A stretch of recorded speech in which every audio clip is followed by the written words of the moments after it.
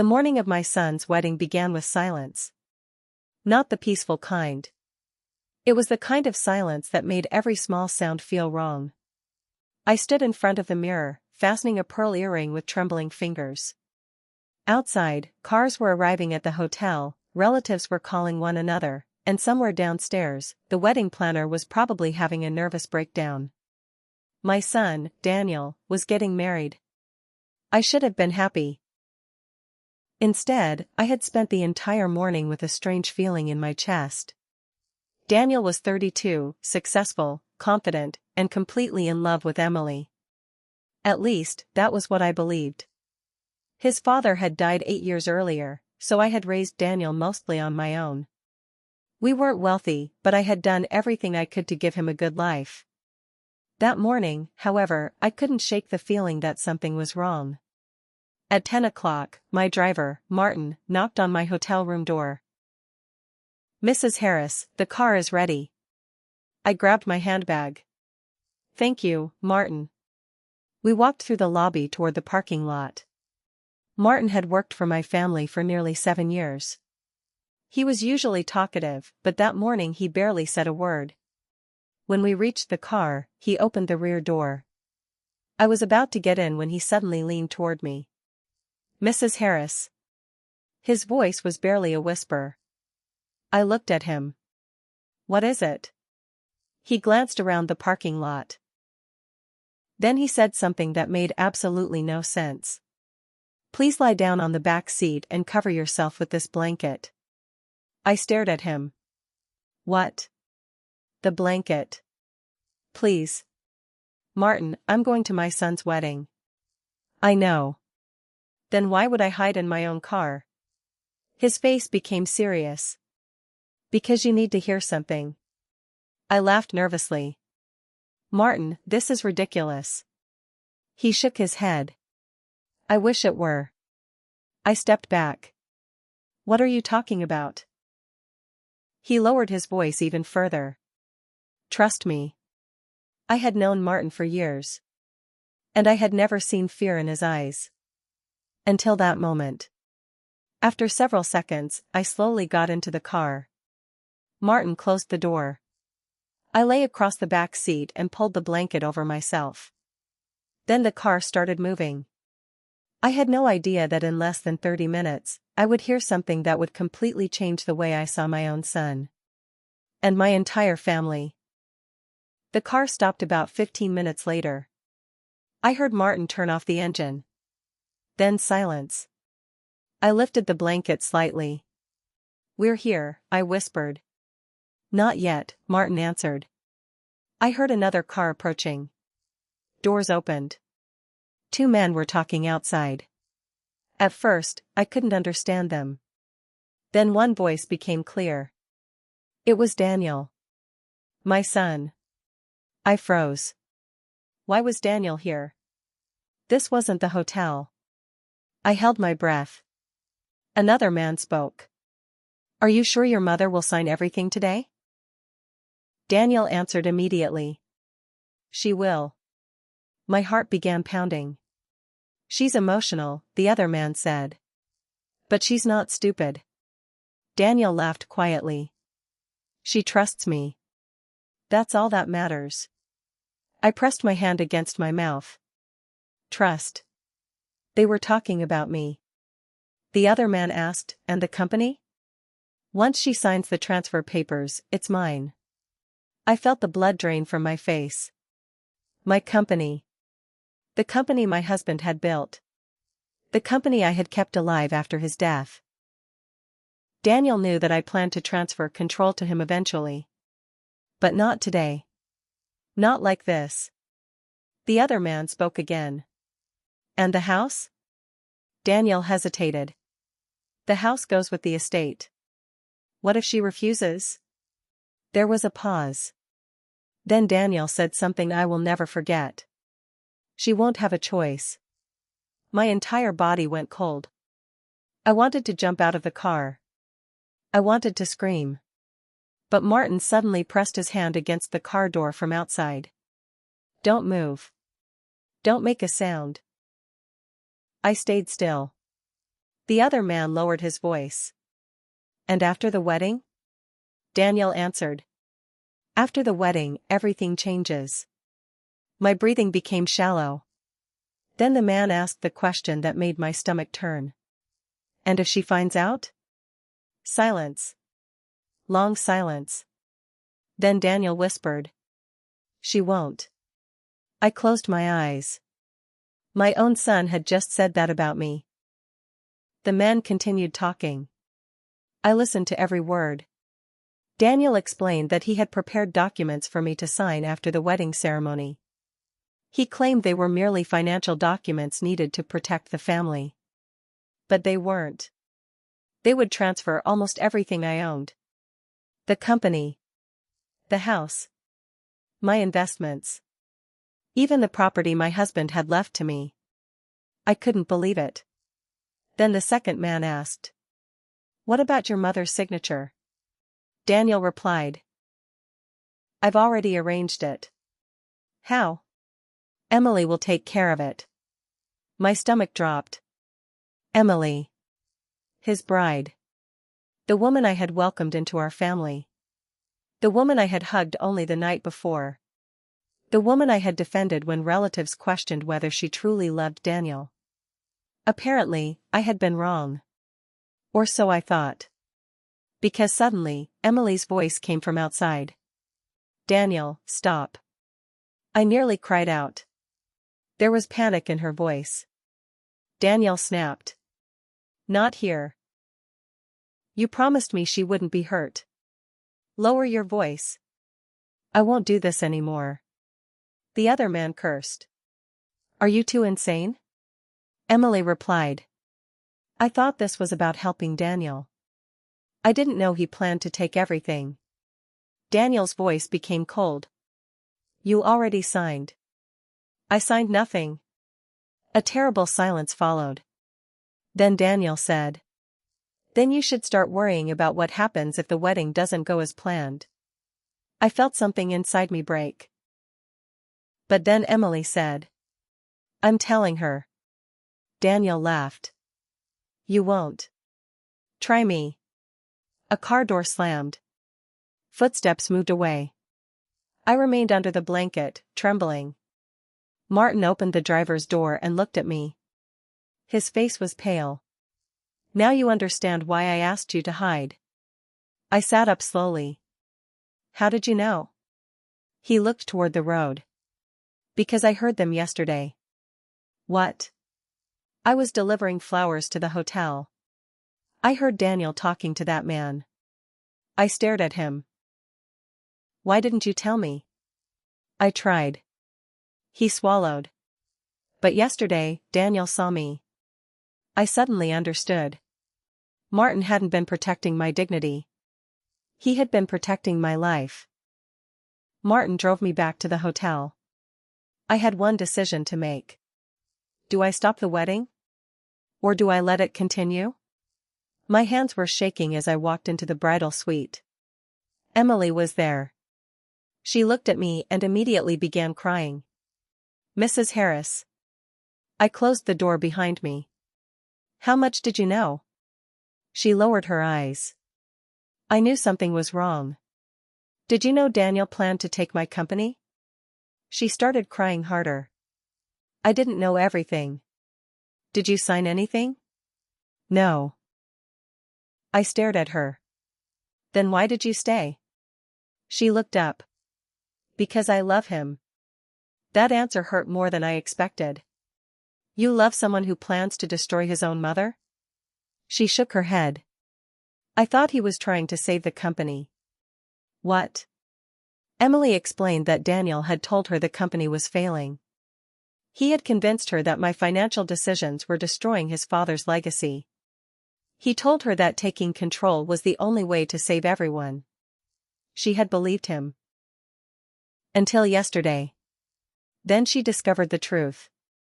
The company wasn't failing. It was worth more than ever. Daniel simply wanted it. And the wedding? I asked. Emily wiped her tears. I was going to tell you. When? Before the ceremony.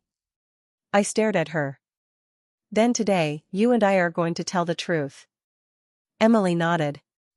But before we could leave, someone knocked. Daniel. Mom? I looked at Emily. Then I opened the door. Daniel smiled. Are you ready? I smiled back. More than you know. The wedding hall was filled with flowers. Hundreds of guests sat waiting. Music began. Daniel walked to the altar. He looked confident. Happy. Perfect. Nobody in that room knew what I knew. I sat in the front row. Martin stood at the back. Emily entered. She walked slowly toward Daniel. When she reached the altar, Daniel whispered, "You look beautiful." She didn't answer.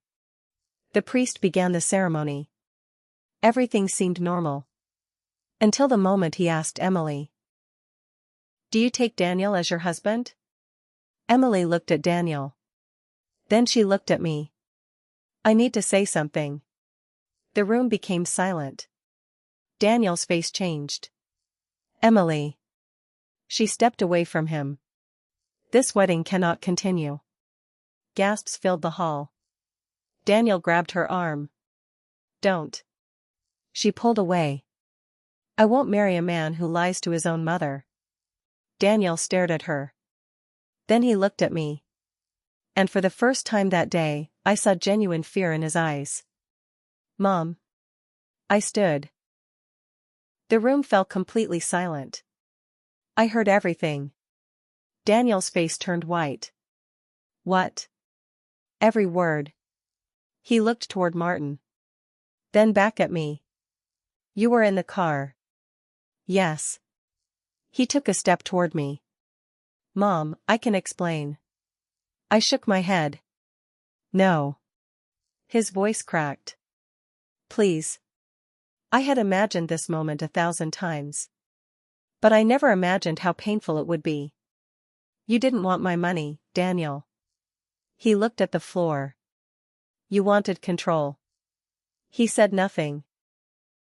And you were willing to destroy your own family for it. Daniel tried to deny everything. He said the men were discussing a business strategy. He said the documents were harmless. He said Emily had misunderstood. But Martin had already contacted the attorney. And there was more. The other man Daniel had been meeting was not a businessman. He was a financial consultant Daniel had secretly hired. The consultant had prepared documents designed to transfer ownership of my company. But Daniel had made one mistake. He had sent copies to his personal email. Our attorney had discovered them weeks earlier during an unrelated audit. He had warned Martin. Martin had warned me. I simply hadn't known what Daniel was planning. Until that morning. The consultant eventually admitted everything. Under pressure from the guests and the attorney, Daniel finally stopped lying. He sat down. His face was buried in his hands. I didn't think it would go this far. I stared at him. You planned everything. I was afraid. Afraid of what? Of never being good enough. His voice broke. Everything Dad built, everything you protected. I thought I'd always be your son instead of the man who deserved it. I felt tears in my eyes. You never had to deserve your father's company. He looked at me. You only had to be my son. He began crying. And for the first time that day, he looked like the little boy who used to run into my arms when he was afraid of thunderstorms. But I couldn't forget what he had done. Love does not erase betrayal. The wedding was cancelled. Guests slowly left. Some whispered. Some stared. Some offered sympathy. I ignored them all. Emily stayed. She approached me quietly. I'm sorry. I shook my head. You made the right choice. She cried. I really did love him. I know. Do you hate him? I looked toward Daniel. He was sitting alone near the altar. No. Emily looked surprised. I don't hate him. I paused. But I won't protect him from the consequences. That afternoon, our attorney began the legal process. Daniel lost his position in the company. The transfer documents were destroyed. The consultant was reported. And I changed every legal arrangement that had once assumed Daniel would inherit everything. Not because I wanted to punish him. Because trust had to be rebuilt before inheritance could ever be discussed again. Before leaving the hotel, I found Daniel outside. He was standing beside the empty wedding hall. "Mom." I stopped. He looked exhausted. "I know I don't deserve forgiveness." "No." He nodded.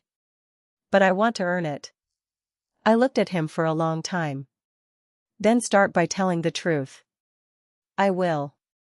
"And after that?" "I don't know." "Neither do I." For the first time, neither of us pretended. 6 months passed. The company survived. In fact, it grew. I hired new managers and created a legal structure that protected the business from personal family disputes. Emily moved to another city. She and I remained in contact. As for Daniel, he started over. He found a small apartment. He got a job where nobody knew who his father was. Nobody cared about his family name. He had to prove himself. Every week, he called me. At first, our conversations lasted 5 minutes. Then 10. Eventually, we began talking again. Not about money. Not about the company. About life. About his father. About childhood memories. About things we had forgotten. One evening, he came to my house. He stood at the door holding a small box. "I found this in Dad's old office." Inside was a photograph. Daniel was 8 years old. His father was holding him on his shoulders. I smiled through tears. "He loved you so much." Daniel nodded. "I know." Then he looked at me. "Mom?" "Yes?" "If I had married Emily that day, would you have forgiven me eventually?" I thought about it. "I don't know." He nodded. "That's fair. But I would have kept hoping you changed." He smiled sadly. "That's more than I deserve." I reached for his hand. "Maybe." He squeezed it. And for the first time in months, I felt something I hadn't felt since that terrible morning. Hope. A year after the cancelled wedding, I returned to the same hotel. There was another wedding that evening. Not mine. Not Daniel's. My niece's. As I stood in the lobby, I noticed a familiar face. "Martin." He smiled. "Mrs. Harris." I laughed. "Still watching over me?" "Someone has to." We both laughed. Then I remembered the morning when he had asked me to lie down under a blanket. I looked at him. "You know, I thought you were completely crazy." He smiled. "And now?" "Now I think that was the strangest good advice anyone has ever given me."